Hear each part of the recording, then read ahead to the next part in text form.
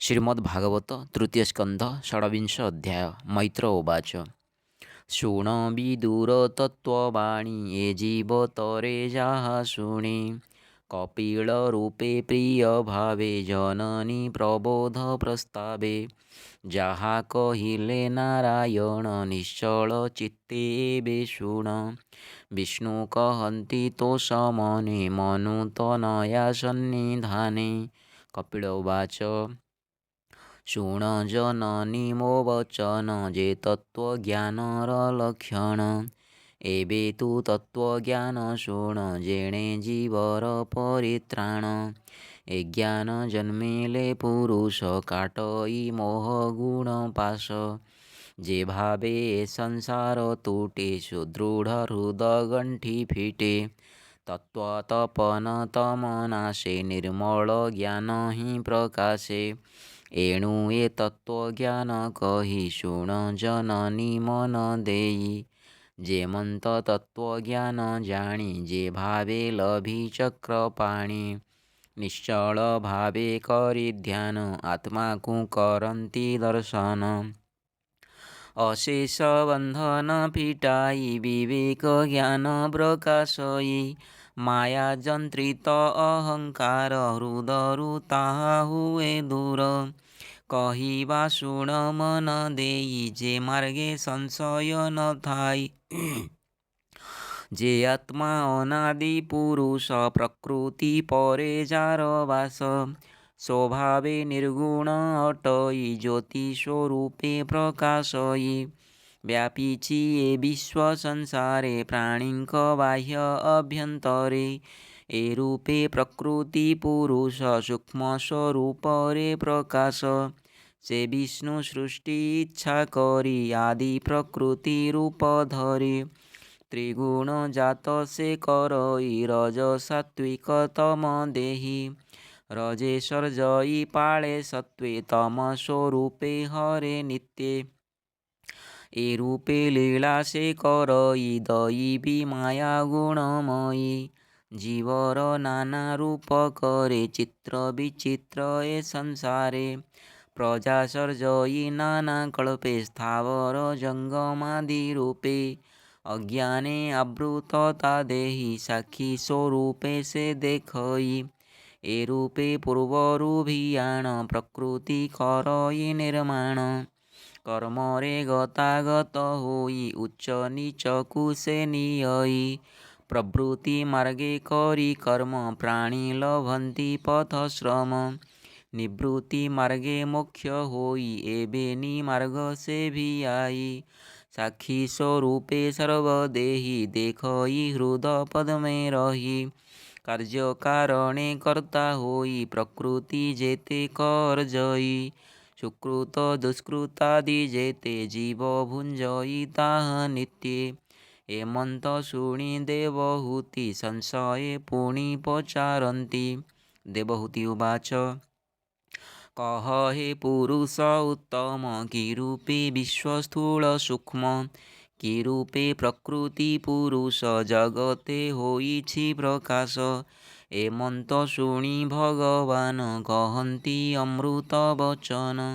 ଭଗବାନ ଉବାଚ ଯେତେ ଏ ତ୍ରିଗୁଣ ବନ୍ଧନେ ସତ ଅସତ ଯେ ମାନେ ଆତ୍ମା ଯେ ଜ୍ୟୋତି ରୂପେ ଥାଇ ଅବ୍ୟକ୍ତ ରୂପେ ପ୍ରକାଶଇ ପ୍ରଧାନ ରୂପରେ ପ୍ରକୃତି ସମସ୍ତ କର୍ମେ ଅଧିପତି ସମସ୍ତ ରୂପ ସେ ବହଇ ମହତ ଆଦି ଯେତେ ଦେହି ଶୁଣ ଜନନୀ ଏକ ଚିତ୍ତେ ଚତୁର୍ବିଂଶତି ତତ୍ତ୍ୱ ଯେତେ ପଞ୍ଚ ପଞ୍ଚ ଯେ ଚତୁର୍ଦଶ ପ୍ରତ୍ୟେକେ କରିବା ପ୍ରକାଶ ପୃଥିବୀ ଆପ ତେଜ ବାତ ଆକାଶ ଆଦି ପଞ୍ଚଭୂତ ଗନ୍ଧ ରୂପ ଯେ ରସ ଶବ୍ଦ ସ୍ପର୍ଶାଦି ତନ ମାତ୍ର ଭେଦ ଜିହ୍ୱା ନାସିକା ଚକ୍ଷୁ କର୍ଣ୍ଣ ଚର୍ମ ପାଣି ପାଦ ବଚନ ବୃଷଣ ପାୟୁ ଏ ଦଶମ ଇନ୍ଦ୍ରିୟ ବୋଲି ଏହା ନାମ ମନ ବୁଦ୍ଧି ଯେ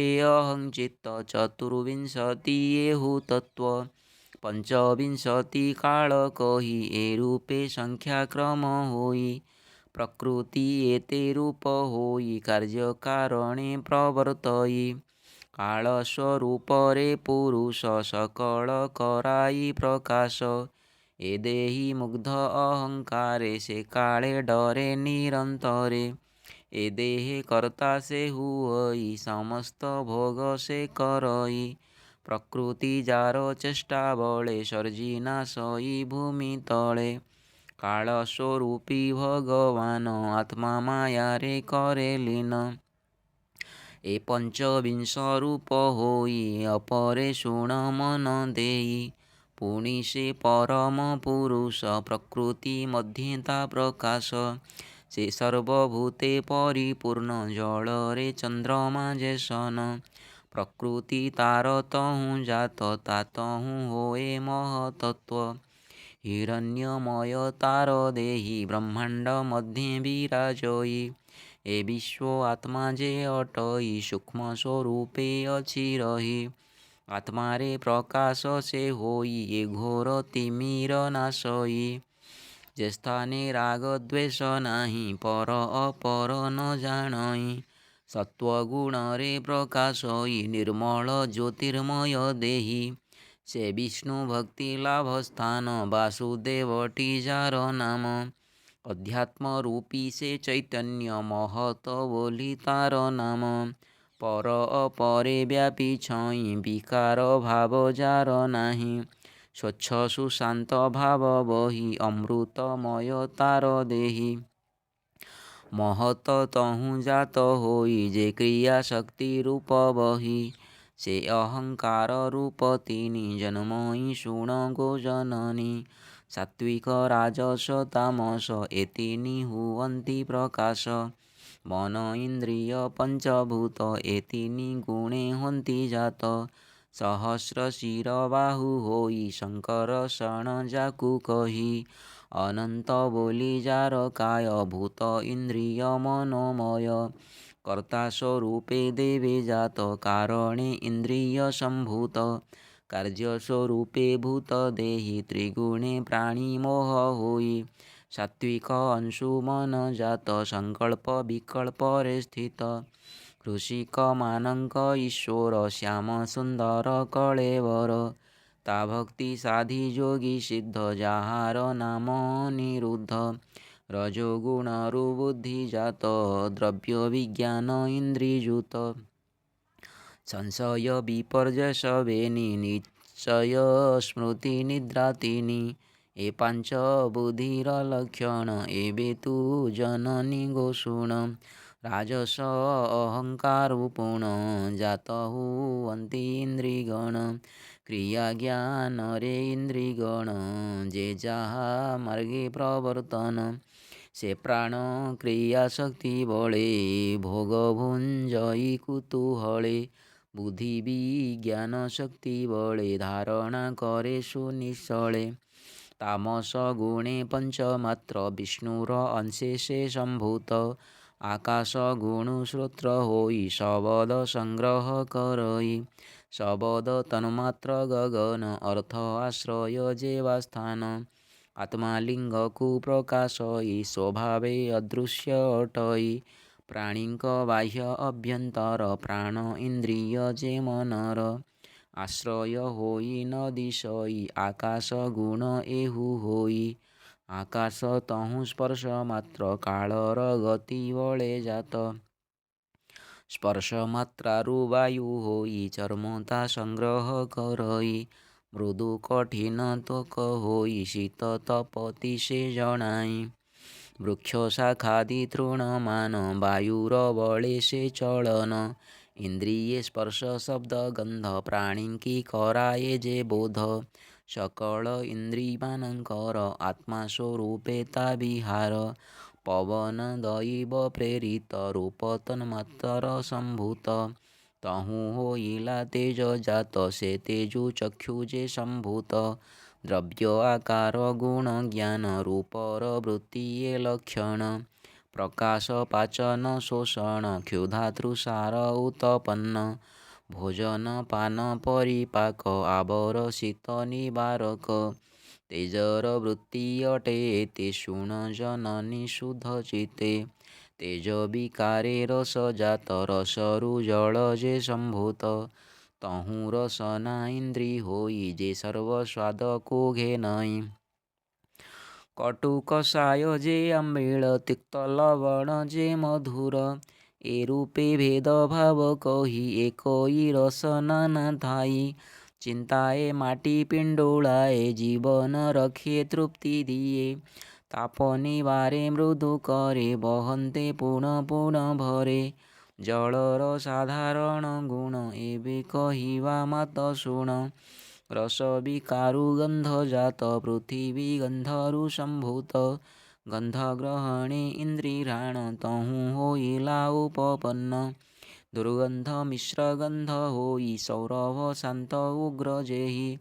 ଏକଇ ଗନ୍ଧ ଭେଦ ଭାବ ଦ୍ରବ୍ୟ ସଂଯୋଗେ ତା ସମ୍ଭବ।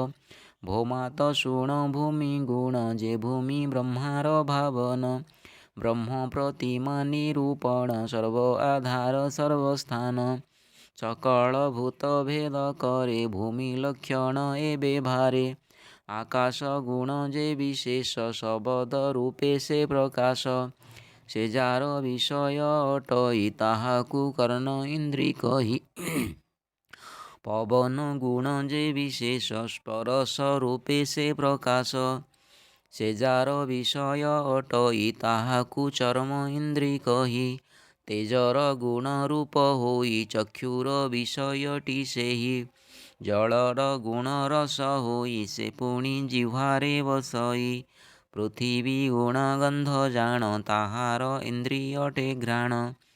ଭୂତଗଣ ପରେ ପରେ ପୂର୍ବର ଗୁଣ ମାନ ଧରେ। ଏଣୁ ଭୂମିରେ ଶବ୍ଦ ସ୍ପର୍ଶ ରୂପ ରସ ଗନ୍ଧ ପ୍ରକାଶ। ଏ ମାର୍ଗେ ପ୍ରାଣୀଏ ଭ୍ରମନ୍ତି ଦଣ୍ଡେ ସ୍ଥିର ସେ ନୁହନ୍ତି। ଏ ରୂପେ କାରଣ ଉତ୍ପତ୍ତି ଏବେ ଶୁଣ କାର୍ଯ୍ୟୋତ୍ପତ୍ତି। ଯେ କାଳେ ପ୍ରଳୟ ହୁଅଇ ଏ ସର୍ବ ରୂପ ଭଙ୍ଗ ଯାଇ। ଯାଠାରୁ ହୁଅଇ ଉତ୍ପନ୍ନ ତାଠାରେ ହୁଅଇ ସେ ଲୀନ।